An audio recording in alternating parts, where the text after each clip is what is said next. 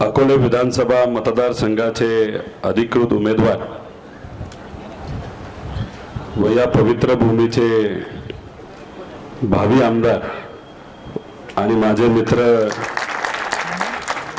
अमितराव अशोक भांगरे यांच्या प्रचारानिमित्त इथं ही सभा घेण्यात आली आणि या सभेसाठी आवर्जून उपस्थित असणारे दिलीप नाना भांगरे, सुरेश भाऊ खांडगे,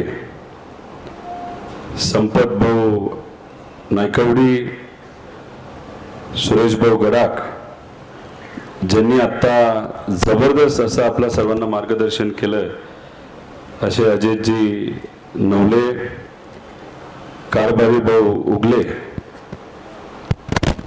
बीजे देशमुख साहेब, मच्छिंद्र भाऊ धुमाळ, शिवाजी भाऊ नेहे, बाळासाहेबजी भांगरे, चंद्रकांत भाऊ घुले, महेशजी नवले, बाळासाहेब भाऊ गायकवाड, तसंच तुळशीराम भाऊ खातोरे, रोहिदास भाऊ चव्हाण, सतीश दादा भांगरे, सोन्या बापू गुरुजी, नानासाहेब, दादा पाटील, मारुती सर, मनीषाताई, नामदेव भाऊ संत, एकनाथ भाऊ, स्वप्नीलजी दांडे, सादिक भाई,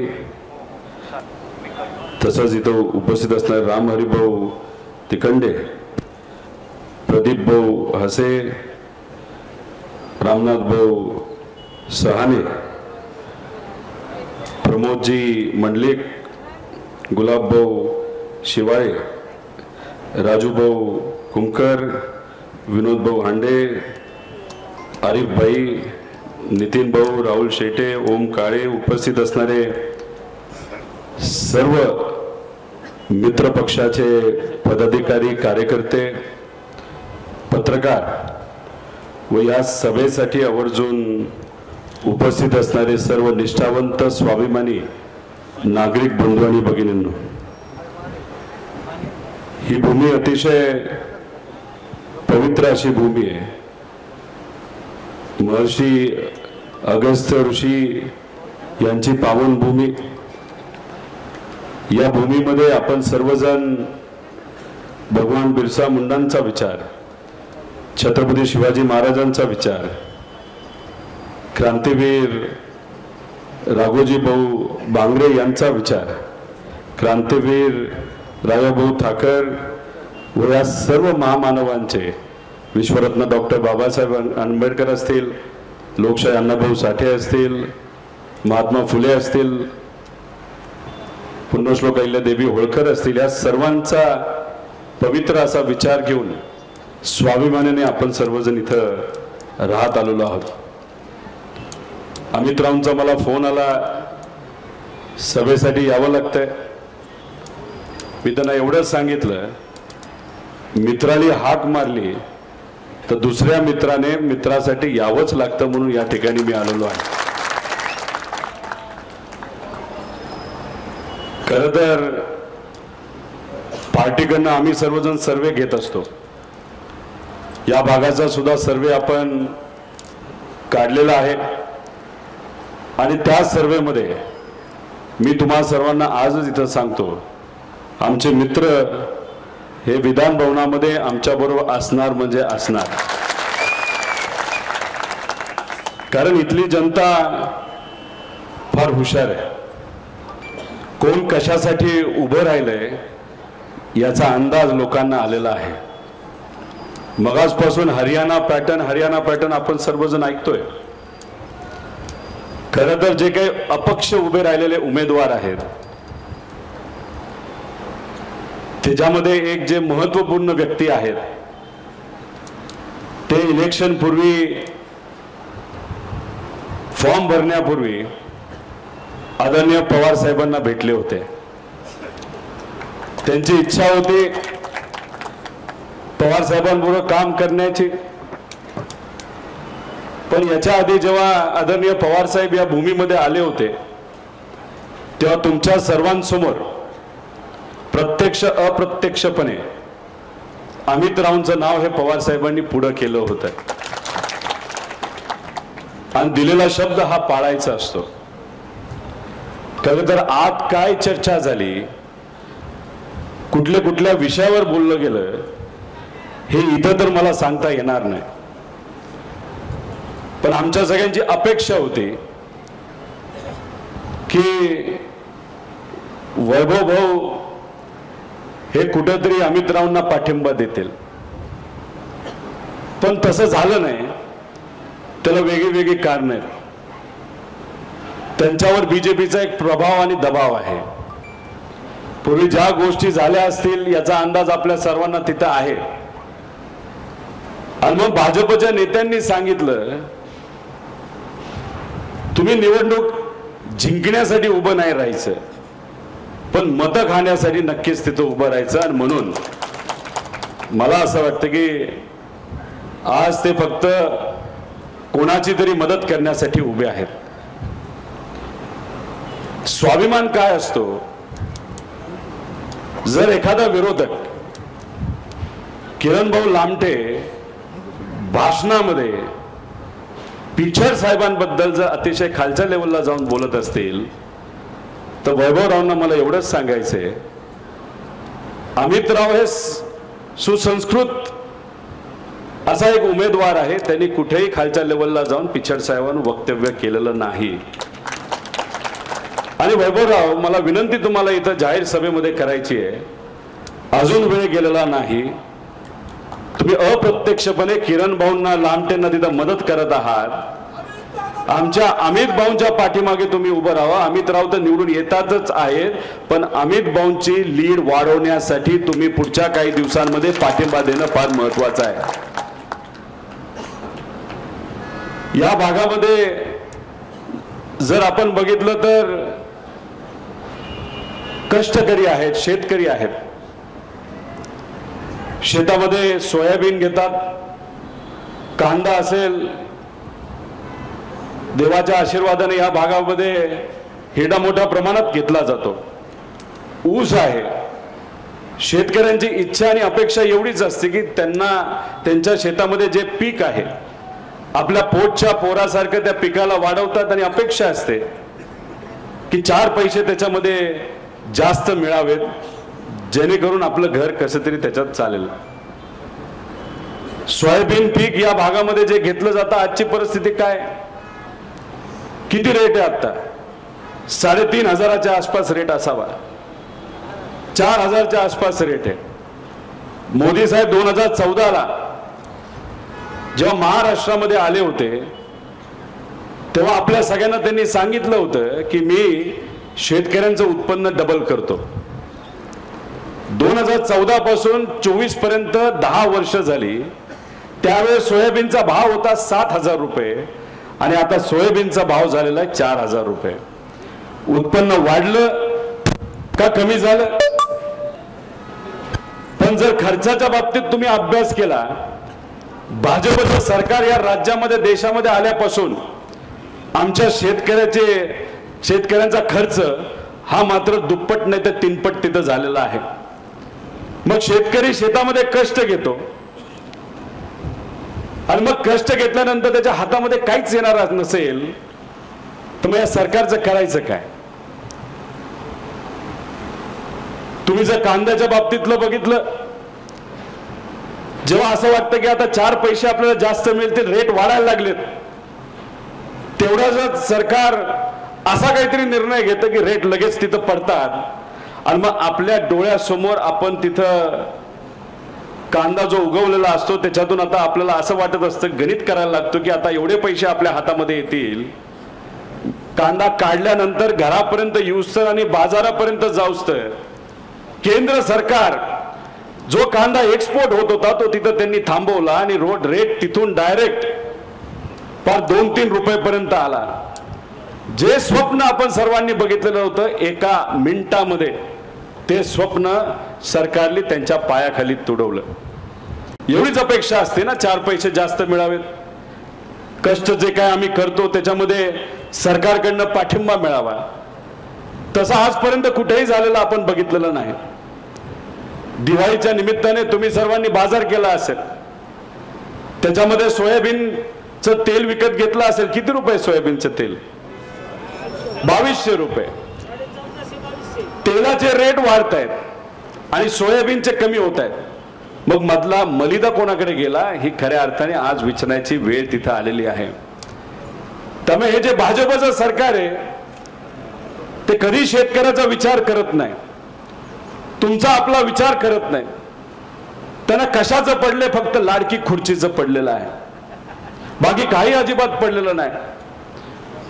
हे शेतकरी शेतामध्ये कष्ट करून, नाही तर काही मजूर दुसऱ्यांच्या शेतामध्ये कष्ट करून आपलं घर चालवतात, आपल्या मुलाला मुलीला शिकवतात, ग्रॅज्युएट डबल ग्रॅज्युएट करतात. काय परिस्थिती त्या मुला मुलींची आता आहे का? नोकऱ्या त्यांना? आपल्या या तालुक्यामध्ये या मुलांना काम देण्यासाठी कुठली MIDC आहे का? अमित रावने मगाशी सांगितलं, आश्चर्य वाटतं, 50 एकराची MIDC मंजूर केली. अहो 50 एकरामध्ये गुराळ तरी होतं का? अहो मी माझ्या मतदारसंघामध्ये 1000 एकराची MIDC तिथं मंजूर करून आणलेली आहे. ठीक आहे, राजकीय द्वेषातून त्याला त्यांनी अडवणूक केलेली आहे, पण काळजी करायची नाही. 22 दिवसानंतर या महाराष्ट्रामध्ये महाविकास आघाडीचं सरकार येणार आहे. काळ्या दगडावरची पांढरी रेष आहे. अमित भाऊ, तुम्ही आमचे मित्र आहात, तुमचं कार्य चांगलं आहे. एक गोष्ट इथं सांगतो की कर्जत जामखेड मध्ये मोठी 1000 एकराची MIDC होणारच आणि त्याच्याबरोबर या भागामध्ये सुद्धा आपण MIDC केल्याशिवाय राहणार नाही. एका बाजूला 50 एकराची MIDC करता, तिथं जायला रोड सुद्धा नाही.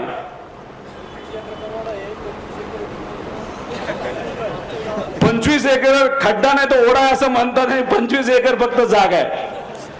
म्हणजे अप्रत्यक्षपणे आपल्याला गंडवलंय असं म्हणावं लागेल. पण इथले युवा स्वाभिमानी, त्यांना कळतं खरं काय आणि खोटं काय. मला खरं तर लामटे साहेबांना सांगायचंय, सिल्वासाला जी कंपनी तुम्ही टाकलेली आहे ती तिथं टाकण्यापेक्षा जर हिथं टाकली असती तर 4 लोकांना काम तर मिळाले असते. अहो त्यांचा आधीचा स्वभाव काय होता राव, लय भारी स्वभाव होता, शांत असायचे. पवार साहेबांना सुद्धा त्यांचा स्वभाव आवडला होता. डॉक्टर आहेत, उच्च शिक्षित आहेत, काहीतरी चांगलं या मतदारसंघाचं करतील. आमदार झाल्यानंतर स्वभाव बदलला राव. लोकांनी 100-100, 200-200, 1000-1000 रुपये देऊन त्यांना आमदार केलं होतं. होतं का नव्हतं? त्या लोकांना विश्वासात घेतलं का त्यांनी? त्या कार्यकर्त्यांना विश्वासात घेतलं का? अहो आदरणीय पवार साहेबांना विसरले, इथं असणाऱ्या लोकांना विसरले. तुम्ही सुद्धा पैसे दिले होते, तुम्हाला ते विसरले आणि आज सत्तेत जाऊन तिथं बसलेत आणि म्हणतात विकास करायचा होता. अहो कसला विकास? कशाचा विकास?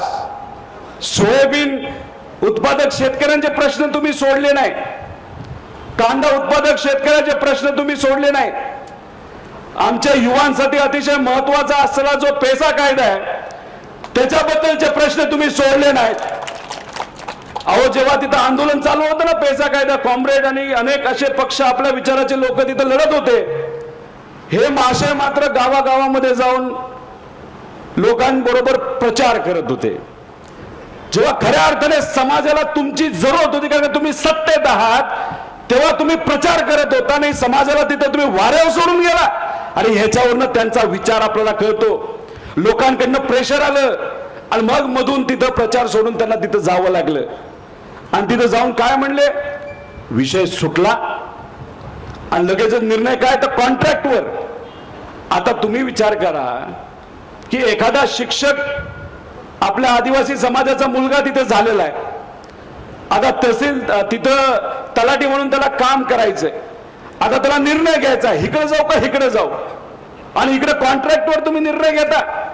म्हणजे खऱ्या अर्थाने इलेक्शनच्या तोंडावर फक्त त्यांनी फसवणूक केली, बाकी काही केलेलं नाही. हे तुम्ही समजून घ्या. त्यांच्या पोस्टरवर भाजपचं चिन्ह दिसत नाही असं मला कळालंय. मोदी साहेबांचा फोटो आहे तोही गायब, देवेंद्र फडणवीस साहेबांचा तोही गायब. अहो किती काय गायब केलं ना, एक गोष्ट तुम्ही समजून घ्या की ते आज भाजप बरोबर सत्तेत आहेत आणि ते अधिकृत भाजपचे सुद्धा उमेदवार आहेत. आणि जे कोणी अपक्ष उभे आहेत ते फक्त भाजपला मदत करण्यासाठी नाही तर महायुतीला मदत करण्यासाठी उभे आहेत, बाकी काही नाही, मत खाण्यासाठी उभे आहेत. मी सुद्धा व्यावसायिक जीवनामध्ये काम करत होतो. आमच्या अमित रावांचा सुद्धा स्वभाव आणि त्यांचा अनुभव जर बघितला, व्यावसायिक क्षेत्रातला आहे, घर चांगलं आहे, फॅमिली सेटल झालेली आहे, 1000 लोकांना ते काम देतात, 10,000 लोकांना मी काम देतो. आता सगळं जर सेट झालं असेल आणि आता राजकारण आणि समाजकारणामध्ये येण्याचा जर निर्णय आम्ही घेत असू, त्याच्या मागे फक्त एकच कारण आहे की लोकांची सेवा खऱ्या अर्थाने आम्हा सगळ्यांना करायची. तर माझ्याकडे तुम्ही बघा, ज्या पद्धतीने मी काम करतो, माझ्या मतदारसंघासाठी करतो, महाराष्ट्रासाठी करतो, इथं असणाऱ्या युवांसाठी करतो, शेतकऱ्यांसाठी लढण्याचा प्रामाणिकपणे प्रयत्न करतो. जसा मी तसाच माझा मित्र अमित राहणार आहे, हे त्या ठिकाणी आपण सगळ्यांनी समजून घ्या. अहो काही लोक राजकारणात आधी येतात आणि मग व्यवसायात जातात. जिवंत उदाहरण आपलं इथंच आहे ना आमदारांचं. आता बघा योगायोग, गुजरातच्या जवळ फॅक्टरी टाकली त्यांनी, खूप मोठी टाकली असं आम्हाला कळलंय. आणि इथं सगळे पोलीस अधिकारी सुद्धा गुजरातवरून आले असं आम्हाला कळलंय. अरे काय राव, म्हणजे आश्चर्य बाबा. म्हणजे गुजरातला आपले सगळे प्रोजेक्ट गेले, म्हणजे आमच्या युवांना इथं शिकवलं गेलं. हेच आदिवासी समाजाचे असतील, ओपन समाजाचे असतील, सर्व समाजाचे, ओबीसी असो, मराठा असो, एससी असो, कुठल्याही विचाराचे मराठी मुलांना आज नोकऱ्या मिळत नाहीत का? कारण भाजप आणि त्यांच्या मित्र पक्षाने तिथं गुलामशाही स्वीकारली आणि गुजरातशाही या महाराष्ट्रामध्ये लादत गुजरातची सेवा करत आहेत. सगळे प्रोजेक्ट गुजरातला नेले आणि आपल्याला काय दिलं तर ठेंगा दिला. हीच ती वेळ आपल्याला सगळ्यांना उत्तर द्यायचंय. लोकसभेला आपण सगळ्यांनी उत्तर दिलं. काल परवा अमित शाह साहेब आले होते, कुठे सभा होती मला माहित नाही, लय मोठी सभा झाली. ह्याच्यामध्ये फक्त 200-300 लोक तुम्ही वाढवा, तेवढी सभा अमित शाह साहेबांची झाली. केंद्राचे गृहमंत्री, इथं काही जण म्हणाले की महाविकास आघाडी सरकार आल्यानंतर तुम्ही गृहमंत्री बना. मला जर गृहमंत्री बनवलं ना, आज जे सत्तेत आहेत ना त्यातले 60% नाही तर 70% लोक कायमचे गुवाहाटीला जाऊन बसतील. आम्ही नाही सोडत कोणाला, थोडी आम्ही घाबरतो. मराठी माणसं आहोत, घाबरलो असतो तर गेलो असतो पळून. आपण आहोत का पळून जाणारी माणसं? आपण लढणारी माणसं आहोत, लढणारी आणि विचाराची माणसं आहोत. आपण दिल्ली समोर कधी झुकत नाही. ईडी आली, सगळं आलं, काय फरक पडतोय? आपण थोडी पळून जाणार आहे. तुम्ही सुद्धा तुमच्या जीवनामध्ये काम करत असताना पाऊस जास्त आला काय, नाही आला काय, दुष्काळ पडला काय, नाही पडला काय, आपापल्या जीवनामध्ये आपण सर्वजण संघर्ष करतो. पण काय गोष्टी आपल्या हातामध्ये असतात, काय गोष्टी आपल्या हातामध्ये नसतात. आणि ज्या गोष्टी आपल्या हातामध्ये नाहीत त्यासाठी सरकारचा पाठिंबा असणं फार महत्वाचं आहे. जसं हमीभाव देणं, नोकरी देणं, महिलांची सुरक्षा ठेवणं. पण ह्या विषयाबाबतीत हे सरकार अतिशय फेल पडलेलं आहे. आणि याच्यामध्ये हे काय करतात, ते फक्त समाजाचा विचाराचा अवमान तिथं करतात. भाजपचे नेते बघा, छत्रपती शिवाजी महाराजांचा अवमान त्यांनी केला, विश्वरत्न डॉक्टर बाबासाहेब आंबेडकरांचा अवमान त्यांनी केला, महात्मा फुलेंचा अवमान त्यांनी केला. आणि मग याच्यातच भ्रष्टाचार तर या लेवलला केला तर छत्रपती शिवाजी महाराजांच्या स्मारकामध्ये सुद्धा या महायुतीच्या नेत्यांनी मलिदा खाल्ला. याच्यापेक्षा लाजिरवाणी कुठली गोष्ट आहे का? आता काल परवा देवेंद्र फडणवीस साहेब लय मोठे नेते, त्यांच्यासारखा खोटारडा माणूस या जगामध्ये कोणीही नाही. हा बरंच काय, आता सांगा आज कशावर चर्चा करण्याची जरूरत आहे? हमी भाव, नोकरी, महिला सुरक्षा या विषयावर बोललं पाहिजे ना. महाराष्ट्राला एक नंबरचं कसं बनवायचं. पण काय वाद निर्माण केला त्यांनी? काय वाद केला? संविधानच्या कवरचा रंग कुठला? कुठला रंग आहे सांगा? कुठला रंग आहे?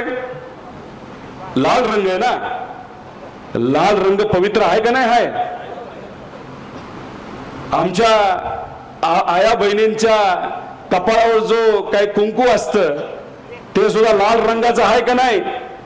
आता ही जी पवित्र फडकी माझ्या गळामध्ये इथं असणाऱ्या आदिवासी बांधवांनी घातली, तर रंग कुठला आहे? आपल्या मंदिरामध्ये, देवघरामध्ये देव ज्याच्यावर आपण ठेवतो त्या फडकीचा नाहीतर त्या पवित्र कापडाचा रंग कुठला आहे? म्हणजे तुम्ही लाल रंग हा नक्षलवाद्याचा असतो असं म्हणता. म्हणजे तुम्ही आमच्या भावनेबरोबर तुम्ही खेळता. अहो हा जो रंग आहे ना कॉम्रेड, हा सुद्धा या लोकांनी समाजासाठी काम केले, लोकांसाठी काम केले, खास करून आदिवासी समाजासाठी हे लढलेले. आणि या झेंड्याच्या लाल रंगावर देवेंद्र फडणवीस म्हणतात की हा रंग नक्षलवाद्याचा रंग आहे. अरे लाज वाटली पाहिजे तुम्हाला. तुम्ही रंगात पण राजकारण करता. एकदा छोटस ब्लेड घ्या, बोट कापा, त्यातून जे बाहेर येतं त्याचा रंग थोडासा बघा. आम्ही स्वाभिमानी मराठी माणसं आहोत, आमचा रंग रक्ताचा लाल आहे, तुमचा कुठलाही मला माहित नाही. त्यामुळे नको त्या विषयावर चर्चा करून कुठलं तरी गणवागणवीचं काम हे महायुतीच्या नेत्यांकडनं तिथं केला जातो. आता काँग्रेस राष्ट्रवादीच्या काळामध्ये या देशामध्ये आदिवासी समाजाच्या हितासाठी विविध कायदे होते. गावामध्ये कुठलाही विकास करायचा असेल, परिसरामध्ये विकास करायचा असेल तर त्या गावाची परवानगी नाही तर लोकांना विश्वासात घेतल्याशिवाय कुठलीही गोष्ट पूर्वी करता येत नव्हती. आणि मग भाजपच्या लोकांनी काय केलं? भाजपच्या लोकांनी हा कायदा बदलला. हा बदललेला कायदा आहे, पण तो कोणासाठी बदलला? तो तुमच्या आपल्यासाठी बदललेला नाही. त्यांना मोठ्या मोठ्या ज्या कंपन्या आहेत, ज्यांना डोंगरी भागामध्ये जिथं गौण खनिज जे जमिनीखाली असतं, ज्याची किंमत खूप असते, आणि खास करून ह्या कुठल्या भागामध्ये आहे तर गडचिरोली आणि त्या भागामध्ये तिथं आहे. आणि मग तिथं त्यांना मोठ्या कंपन्या ती जमीन देता यावी, तिथं असणाऱ्या आदिवासी समाजाला बाजूला काढता यावं, त्याच्यातून मोठ्या मोठ्या मालकांना पैसे काढता यावेत, यासाठी त्यांनी कायदा बदललेला आहे. अहो सुरजागड मध्ये आपलेच काही आदिवासी तिथं लढत होते त्यांच्या भूमीसाठी, त्यांच्या त्या भागासाठी, त्यांच्या परिवारासाठी. देवेंद्र फडणवीस साहेबांनी काय केलं तर त्यांना सांगण्यात आलं हे जे सगळे आदिवासी तिथे बसून लढत आहेत ना स्वतःच्या हटण्यासाठी, ते सगळे नक्षलवादी आहेत, नक्षलवादी. अहो मग अशा पद्धतीने तुम्ही स्वतःच्या हक्कासाठी लढणाऱ्या लोकांना जर नक्षलवादी बोलत असाल ना, थांबा, 20 तारखेची वाट पहा आणि 23 तारखेला काय निर्णय लोक देतात बघा. जसं मगाशी मी अमित शहांचं सांगितलं, ते म्हणाले की पवार साहेब तुम्ही कृषी मंत्री असताना 10 वर्षाचा हिशोब द्या. अहो लोकसभेमध्ये पवार साहेबांकडे तुम्ही असाच हिशोब मागितला होता आणि लोकांनी तुमचा जो काही खासदाराचा आकडा आहे ना भाजपचा, 23 वरनं 9 वर आणून ठेवला. आता तो विधानसभा आहे, विथ इंटरेस्ट इथं असणारे आमचे स्वाभिमानी मराठी माणसं तुम्हाला उत्तर या विधानसभेमध्ये दिल्याशिवाय राहणार नाही. आणि येऊन काय बोलतात? हिंदू मुस्लिम, दुसरं काय राहिलंच नाही यांच्याकडे बोलायला. अहो एक उत्तर प्रदेशचे महाशय आलेत, मुख्यमंत्री योगी आदित्यनाथ, काय नाव? आदित्यनाथ. कटेंगे तो पटेंगे ना काय, बटेंगे तो कटेंगे. अरे काय बाबा ही नवीन स्टाईल आणली या महाराष्ट्रामध्ये. आमच्या संतांनी आम्हाला द्वेष नाही शिकवला, आमच्या महामानवांनी आम्हाला द्वेष शिकवलेला नाही. मग उत्तर प्रदेशची स्टाईल आणि गुजरातची स्टाईल या महाराष्ट्रामध्ये कशाला आणता? काल विदर्भमध्ये त्यांची सभा झाली, काय मोठी सभा झाली, इतकी मोठी सभा झाली की कदाचित त्याच्यामध्ये 1,500 लोक असतील. म्हणजे कटेंगे बटेंगेची भाषा या महाराष्ट्रामध्ये आपण खपून घेत नाही बाबा. आणि ही गुजरातशाही आहे ना, तुम्ही गुजरात पुरती ठेवा, महाराष्ट्रामध्ये आणू नका. आम्ही स्वाभिमानी महाराष्ट्र माणसं आहोत आणि महाराष्ट्र हा देशाला दिशा देतो. गुजरातच्या लोकांनी इथे येऊन आम्हाला सांगू नये की कशी दिशा बघायची. म्हणून पैसा मोठ्या प्रमाणात वापरला जाणार आहे, दबाव तंत्र आणलं जाणार आहे, आपल्या कार्यकर्त्यांवर अडचण आणली जाणार आहे. या सगळ्या गोष्टींचं भान हे आपण सर्वांनी तिथे ठेवलं पाहिजे. आणि भाजप काही शोषा करेल मला माहित नाही, इथं नेते कोण येतील. भाजपचे नेते येणारच नाहीत. देवेंद्र फडणवीस साहेब आले तर कदाचित तुमची 20,000ची लीड वाढेल.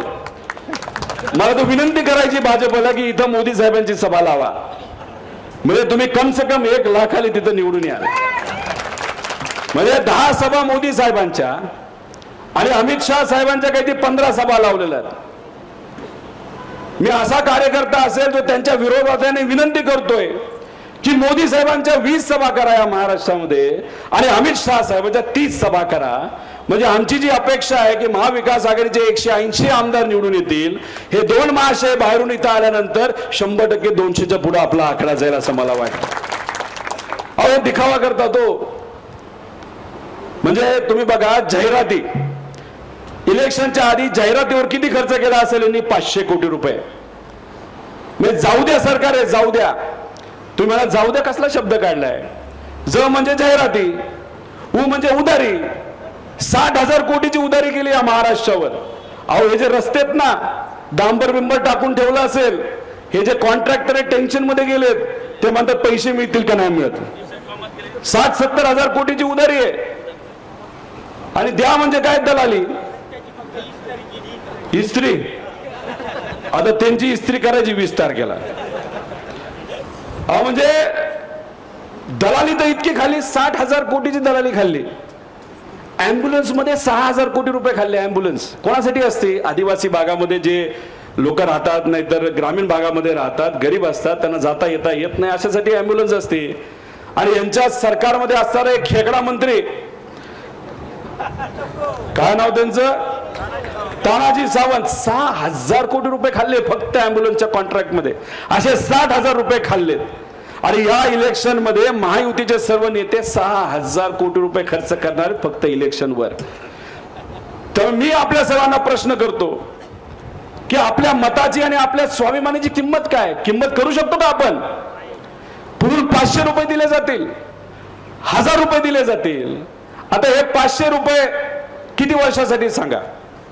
5 वर्षाला किती? 100. वर्षात किती दिवस? 365.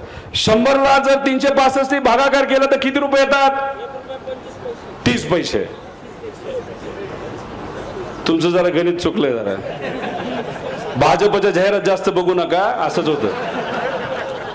500 रुपये दिले तर दिवसाला 30 पैसे, 1000 रुपये दिले तर दिवसाला 60 पैसे.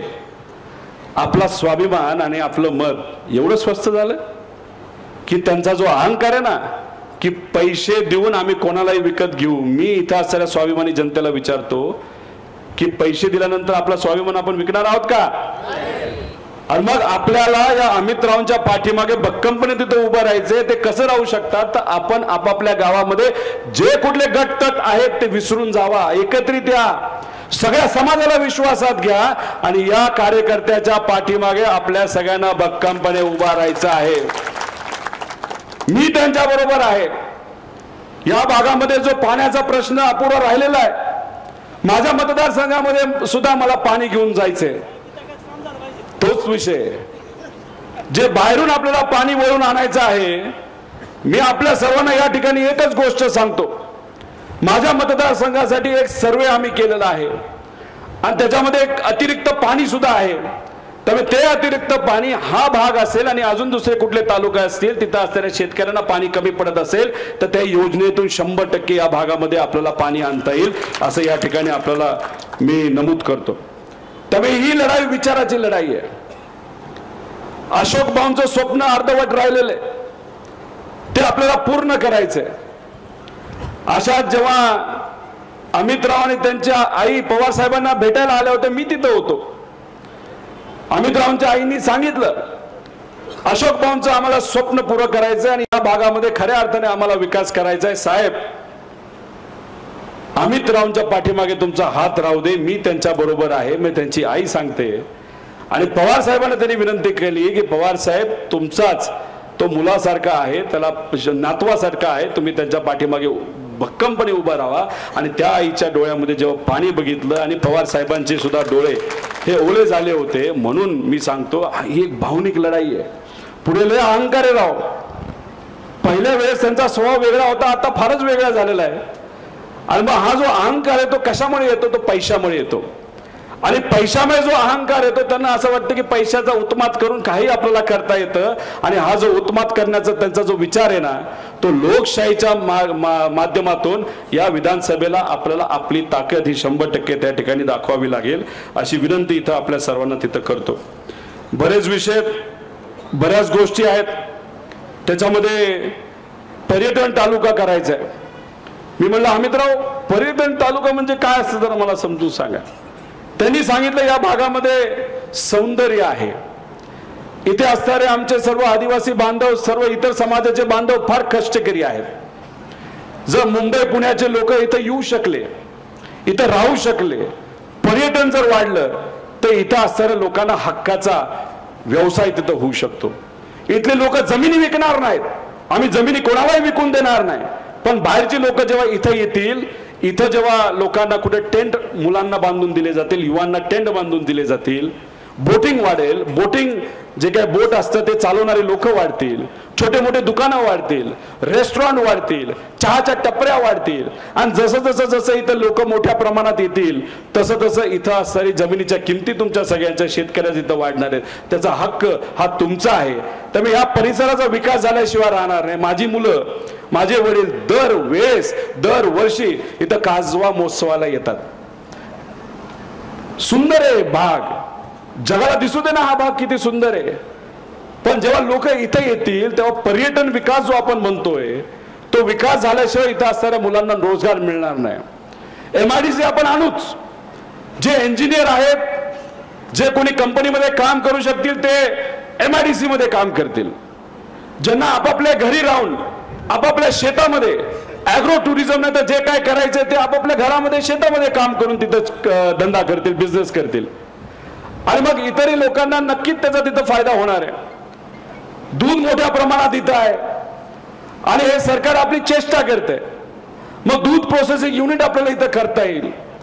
आणि आपण समजू अकोले नावाचा एक विशिष्ट ब्रँड जर आपण इथं काढू शकलो, जे अमित रावांचं तिथं स्वप्न आहे, तर मग आपल्याला आपलं दूध इथंच प्रोसेस करून आपल्या तालुक्याचा एक वेगळा ब्रँड करून हा आपल्याला अख्खा महाराष्ट्रामध्ये तिथं विकता येईल. हे विजन आहे. हे असं विजन असल्याशिवाय विकास होऊ शकत नाही. नाही तर इलेक्शन पुरतं लोक येतील तुमच्यापर्यंत, नमस्कार करतील, पैसे देतील, काही लोक रडतील, पण त्यांनी काय होणार नाही. विकास खऱ्या अर्थाने जर या भागाचा करायचा असेल, हाताला काम आणि पोटाला अन्न जर आपल्याला पाहिजे असेल, तर विजनलीच आपल्याला काम करावं लागेल. आणि ते विजन या कार्यकर्त्यामध्ये आहे. त्यामुळे मी आपल्या सर्वांना विनंती करतो की या कार्यकर्त्याच्या पाठीमागे तुम्ही तिथं उपस्थित राहावं आणि तिथं पाठिंबा दिलं. पण या इलेक्शन मध्ये अजून बरंच काय होईल.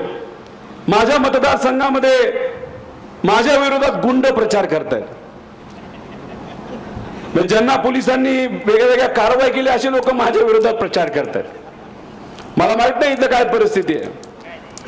माझ्या आवाजामध्ये वेगवेगळे कॉल तिथं रेकॉर्ड केलेत. आर्टिफिशियल इंटेलिजन्स, कृत्रिम काय म्हणतात त्याला, AI, पण मराठीत काय म्हणणार, जे काय असं कृत्रिम बुद्धिमत्ताचा वापर करून माझ्या आवाजामध्ये तिथं रेकॉर्डिंग केलेत, ते पाठवत आहेत. आमचे काही फोटो बदलून वेगळंच काहीतरी दाखवण्याचा प्रयत्न तिथं ते करतात, व्हिडिओ करतात.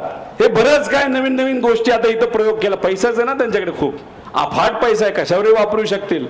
त्यामुळे हे जे काय रेकॉर्डिंग येईल, फोटो येतील, ह्याच्यावर किती विश्वास ठेवायचा नाही ठेवायचा, हा सगळा विषय आपण सगळ्यांनी तिथं कुठं ना कुठं तरी समजून घेतलं पाहिजे. आणि हे जे भाजपचं सरकार आहे, या सरकारचा खरा चेहरा तुम्ही सगळ्यांनी मनामध्ये ठेवला पाहिजे.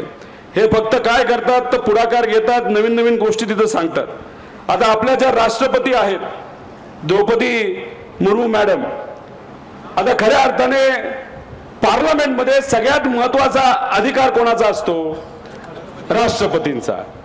जेव्हा आपली नवीन पार्लमेंटची बिल्डिंग लोकार्पण करण्याची वेळ आली तेव्हा मॅडमला तुम्ही बोलवलं होतं का?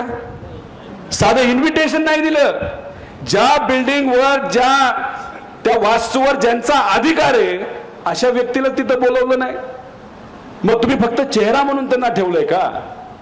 असं कुठेतरी तुम्ही लोकांना तिथं सांगा. त्याच्याच बरोबर प्रभू श्री राम मंदिराच्या इथं सुद्धा त्यांना इन्व्हिटेशन दिलं गेलं नव्हतं. मग हे फक्त स्वतःची टिमकी वाजवायची आणि जिथं कुठं पाहिजे फक्त समाजाचा चेहरा तिथं पुढे करायचा.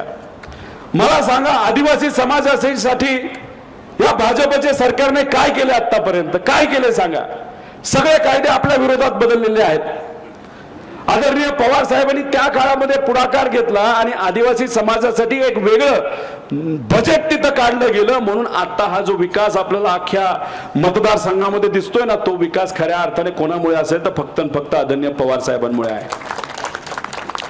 त्यामुळे पवार साहेबांचा विचार जपण्याची जबाबदारी ही आपल्या सगळ्यांची आहे.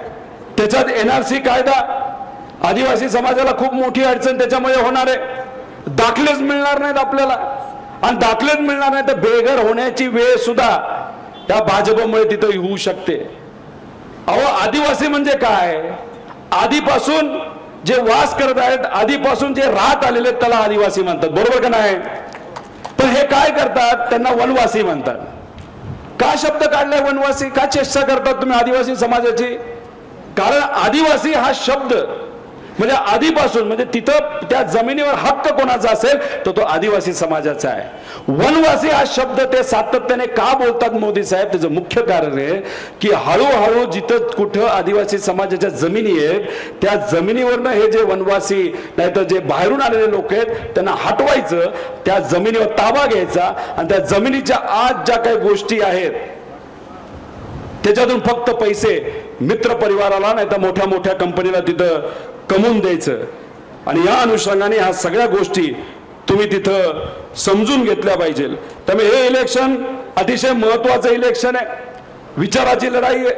मी आपल्या सर्वांना प्रश्न करतो की तुम्ही सर्वजण अमितरावांबरोबर आहात का? असं नाही चालत हो. आम्ही जिथं कुठं जातो शहरात नाही तर ग्रामीण भागामध्ये लय जोश असतो. आता अकोलेचा जोश बघू नका, नुसतंच म्हणतात की होम मिनिस्टर झालं पाहिजे. नाही नाही नाही नाही, तुम्ही सर्वजण अमितराव बांगरेंबरोबर आहात का? हात वर करून सांगा राव. आहात का नाही आहात? आदरणीय पवार साहेबांबरोबर तुम्ही आहात का नाही आहात? विचाराबरोबर तुम्ही सर्वजण आहात का नाही आहात? आपल्या हक्कासाठी लढायला तुम्ही सर्वजण तयार आहात का? अरे मग असा जोश असेल तर काय अडचण आहे? आमच्या माता भगिनींचा जरासा आकडा इथं कमी आहे. अहो, तुम्ही 1500 वर बोलला, आपण 3000 रुपये करतोय. त्यामुळे आपण लाडकी बहीण योजना बंद करणार नाही आणि लाडक्या बहीण योजनेचं नाव थोडं महालक्ष्मी योजना आपण केलेलं आहे. आणि आमच्या लाडक्या बहिणीच्या मुलामुलींना 100% आपण काम देणार, नोकऱ्या देणार. महिन्याला 25-30 हजाराचा पगार कसा आमच्या लाडक्या बहिणींच्या मुलामुलींना मिळेल यासाठी 100% आम्ही युवांसाठी तिथं काम करणार, विद्यार्थ्यांसाठी काम करणार, शेतकऱ्यांसाठी काम करणार, कष्टकऱ्यांसाठी काम करणार, महिला सुरक्षेसाठी काम करणार. आणि म्हणून सांगतो, महाविकास आघाडीचा प्रत्येक उमेदवार हा आपल्या सर्वांसाठी महत्वाचा आहे आणि त्यांना येत्या काळामध्ये आपल्या सर्वांना पाठिंबा द्यायचा आहे. आणि अमितरावांना काय लीड धरली तुमची? अरे काय टार्गेट घेतात? नुसतं 1.5 लाख म्हणायचं का? काय टार्गेट आहे?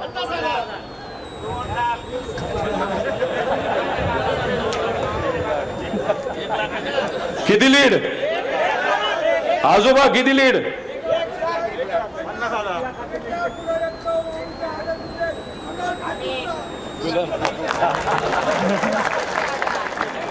50,000 ठरलं का? अहो, मी माझ्या मतदारसंघामध्ये दिसतोय का तुम्हाला? मी माझ्या मित्रांसाठी, विचारासाठी, आदरणीय पवार साहेबांसाठी, महाविकास आघाडीसाठी कार्यकर्ता म्हणून अख्ख्या महाराष्ट्रात फिरत आहे. माझ्या मतदारसंघाची जबाबदारी कोणी त्यांच्या खांद्यावर घेतली तर तिथं असणाऱ्या स्वाभिमानी नागरिकांनी, तिथं असणाऱ्या निष्ठावंत कार्यकर्ते पदाधिकाऱ्यांनी घेतलेले. आज मी तुमच्या बरोबर बोलतोय, तुम्हाला सगळ्यांना संबोधित करतोय. माझ्या मतदारसंघामध्ये माझ्या विरोधात आता पैसे वाटले जात आहेत. गुंडागर्दी मोठ्या प्रमाणात तिथं केली गेली आहे. पण जेव्हा लोक इलेक्शन हातामध्ये घेतात, मी एक गोष्ट या ठिकाणी सांगतो, तिथं इलेक्शन लोकांनी हातामध्ये घेतलेलं आहे आणि तिथले आमचे स्वाभिमानी नागरिक मला कमीत कमी 1 लाखाने निवडून देणार म्हणजे देणार, हा माझा विश्वास आहे. त्यांनी मला विनंती केली की दादा गेल्या 5 वर्षामध्ये तुम्ही खूप प्रामाणिकपणे काम केलेलं आहे. कोरोना काळापासून ते जेव्हा लंपी रोग आला, जेव्हा दुष्काळामध्ये सरकारकडनं टँकर कमी पडत होते, तेव्हा तुम्ही स्वतः व्यक्तिगत खर्चातून तिथे टँकर दिले, कुटुंबासारखी तुम्ही तिथं सेवा केली. आणि मग अशा प्रकारे आमच्यासाठी जर तुम्ही 5 वर्ष काम केलं असेल तर तुम्ही पवार साहेबांबरोबर अख्ख्या महाराष्ट्रात फिरा. आम्ही आमच्या जीवनातले 10-20 दिवस तुमच्या प्रचारासाठी तिथं देतो. हे माझ्या मतदारसंघाची परिस्थिती का? कारण आम्ही अमितराव सारखाच आहे, वेगळ्या विचाराने काम करतो, सर्व समाजाला विश्वासात घेतो, कुठल्याही प्रकारचा भेदभाव तिथं करत नाही. लहान मुलापासून लहान बाळापासून ते वडीलधारांपर्यंत आपण तिथं काम करत असतो. आणि असंच काम इथं जर करायचं असेल तर आपल्याला या कार्यकर्त्याच्या पाठीमागे भक्कमपणे उभं राहावं लागेल.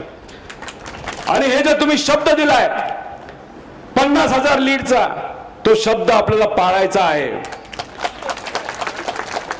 त्यामुळे हे जे विरोधक आहेत ते भाजपची लोक आहेत, जे कोणी अपक्ष उभे आहेत फक्त मत खाण्यासाठी उभे आहेत. त्यामुळे अमित रावनी त्यांची भाषा खालच्या लेवलला नेलेली नाही.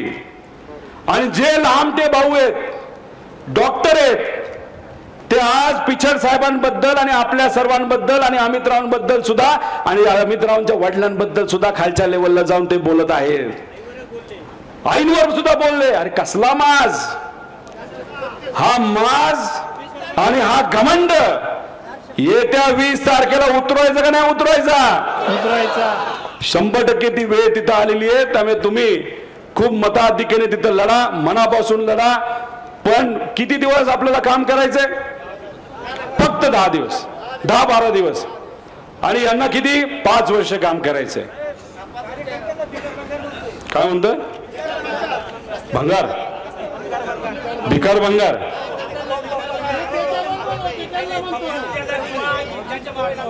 भिकार भंगार म्हणतात. अजून काय म्हणतात? हा, तुम्ही गृहमंत्र्याच्या पुढे जावा राव.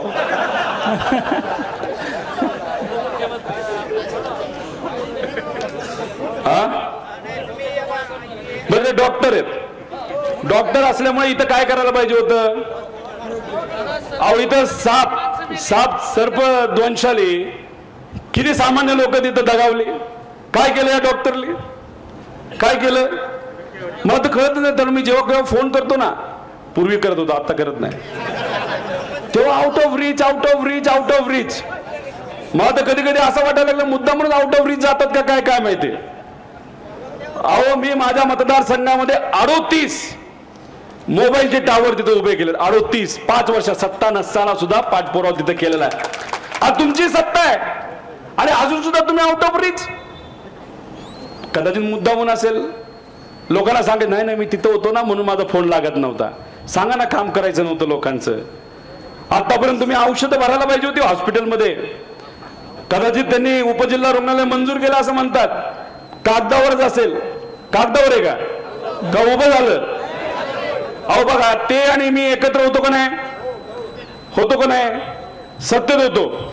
माझं जर तुम्ही उपजिल्हा रुग्णालय बघितलं 70% पूर्ण झाले. किती? 70%. मग ह्यांना जेव्हा पायाखालची वाळू घसरायला लागली ना, शेवट ह्यांनी फक्त कागदावर मंजूर केलेलं आहे.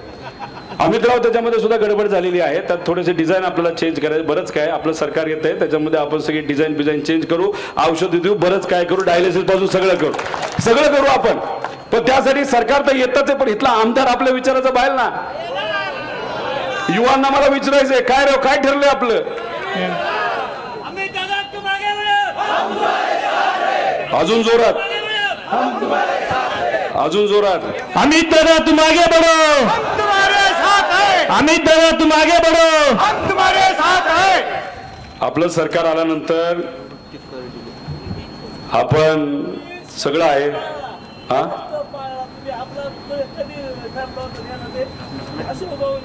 हो आलतो ना, तुम्ही भेटला होता. द्यावंच लागतंय.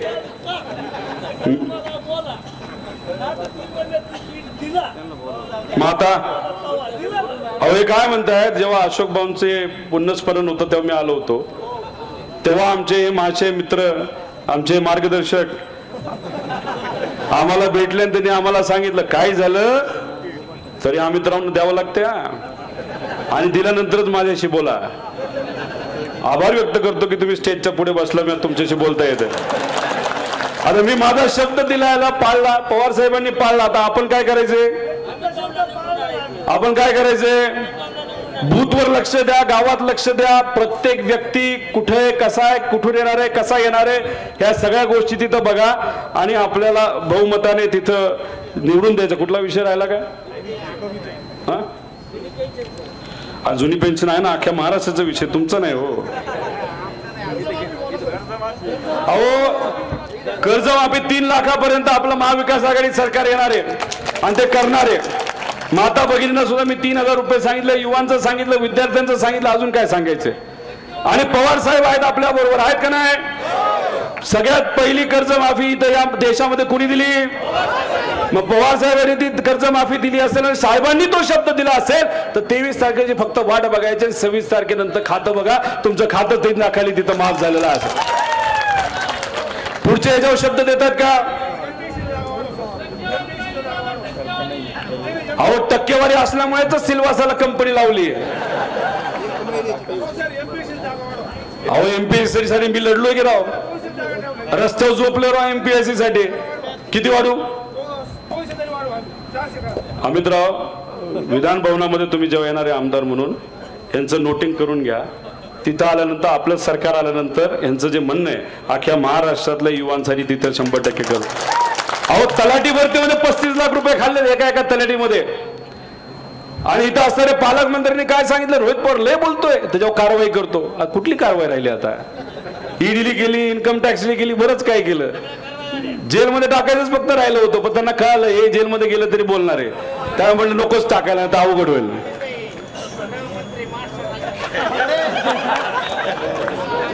मला तुमचा जाता जाता मोबाईल नंबर द्या आणि जेव्हा मी समजा झालो गृहमंत्री आणि तिथं भाजपला जर कळालं ना मी गृहमंत्री झालो, तुम्हाला पहिले धरतील ते. बरं एक कविता केली आहे, सहसा मी कविता मला जमत नाही पण मी प्रयत्न करतो.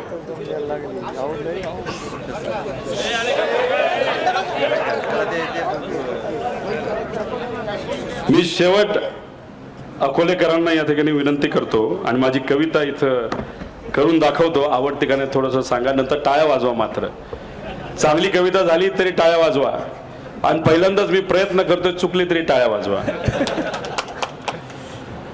20 तारखेला घड्याळाची योग्य वेळ पाहायची, शिट्टी वाजून रिक्षात बसायचं, रस्त्याने सफरचंद खायचं आणि मतदार केंद्रावर जाऊन महाराष्ट्राच्या स्वाभिमानाची तुतारी वाजवायची. पुढच्यांना आवडलं, मागच्यांना आवडलं नाही, टाळ्या नाही वाजल्या. रामकृष्ण हरी, रामकृष्ण हरी. मी आदरणीय पवार साहेबांना विनंती केलेली आहे की या मतदारसंघामध्ये आपल्याला त्यांची एक सभा घ्यावी लागेल. पवार साहेबांनी लगेच मला प्रश्न केला की अमित रावांना आपण तिकीट द्यायचं जेव्हा ठरलं होतं तेव्हा साहेबांचे बरेच कार्यक्रम होते, आठवतंय का तुम्हाला? पण फक्त या पवित्र भूमीमध्ये यायचं म्हणून आणि एका नाटवंडासारखा एका कार्यकर्त्याच्या पाठीमागे उभं राहायचं म्हणून त्यावेळेस आदरणीय पवार साहेब हे आले होते आणि त्यावेळेसच खऱ्या अर्थाने इथं एक विजयाची सभा ही झाली होती. त्यामुळे पुढच्या काही दिवसांमध्ये आम्ही विनंती करत आहोत, पण पवार साहेबांचा जो प्लॅन आहे, प्रोग्राम आहे, तो तसा टाईट आहे. पण तरी कारण का शेवटी किती वय आहे पवार साहेबांचं? तरुण आहेत, 84 वयाचे.